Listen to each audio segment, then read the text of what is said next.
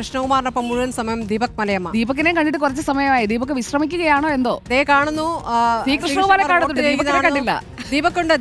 ദീപകിനെ പറ്റി അപഖ്യാതി പറയുന്നു. സുജയ കൂടെ ഇല്ല, കൃഷ്ണകുമാറിന്റെ കൂടെ. സത്യമാണോ? അത് വെറുതെ പറയുന്നതാണ്. ഞാനിതാ ഇവിടെ തന്നെ ഉണ്ട്. ഞാൻ ഇത്രയും സമയം കൂടെ ഉണ്ടായിരുന്നില്ലേ?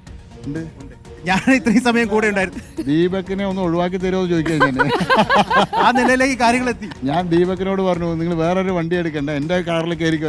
രാവിലെ 6:30 മണി തൊട്ട് എൻ്റെ പിന്നാലെയാ. എന്നെ എവിടെയും വിടുന്നില്ല, ചായ കുടിക്കാൻ പോലും അനുവദിക്കുന്നില്ല.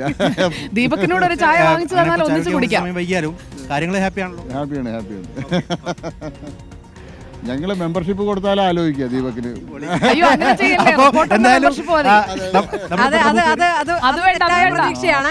ഞങ്ങൾ അടുത്ത തവണ തെരഞ്ഞെടുപ്പിന് ദീപകിന് ഉപയോഗിക്കാൻ തീരുമാനിച്ചിട്ടുണ്ട്. കാരണം ഓരോ ബൂത്തുകളും കൃത്യമായിട്ട് BJP പ്രവർത്തകരും കൃത്യമായിട്ട് ദീപകിന് മനസ്സിലായിട്ടുണ്ട്.